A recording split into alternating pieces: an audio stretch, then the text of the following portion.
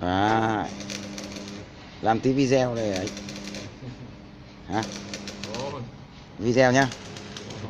Không có face đâu, chỉ video vào ấy thôi. Có thẻ rồi đấy. Năm kỷ niệm này bao giờ 3 năm nữa lại cho lên ấy face. Bây giờ chưa cần.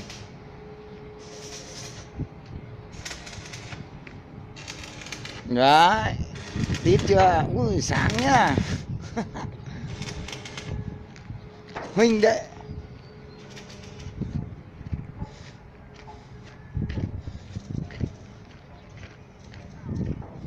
Bác Luận đâu rồi?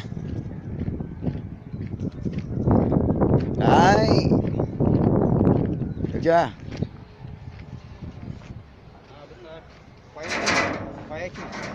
Cứ đang quay đấy, vừa quay đệ xong.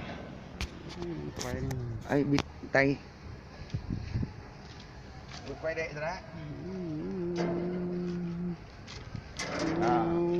Đây rồi, tưa đi, quay. Lăn bằng cái này nhanh lắm. Đấy, xong gửi cho ông Giáng à? Không, quay video vào nó quay vào thẻ mà hả? Không lên Facebook đâu. Quay vào thẻ, lưu trong thẻ thôi. Lúc nào cảm thấy thích thì ấy. Hả? Lúc nào thích thì đăng lên YouTube đi. YouTube ấy. Xong từ YouTube thì lúc ấy lại đăng lên Face. Được không? Được. Được không? Đấy, phần này. Chỉ cần một đoạn video thôi, làm kỷ niệm không nổi. Nó sẽ lưu được ngày tháng. Đúng không? Vào ngày này, tháng này, năm này. Thôi chứ. Rồi để em tí em bấm. Bây giờ là hôm nay là ngày bao nhiêu anh nhỉ? Thứ 6. 15. 15. Thứ 6, ngày 15 tháng mấy?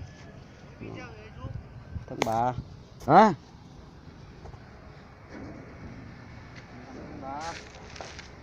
15 tháng 3 dương lịch à? Quay để làm kỷ niệm.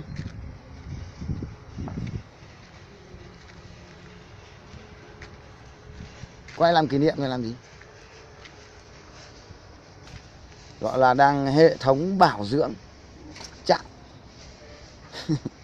Mày lấy cái rẻ mà mày ấy. Ủa, lấy cái rẻ hứng ở dưới á. Xong nó giọt xuống thì ấy. Không có cái quả này mà toi.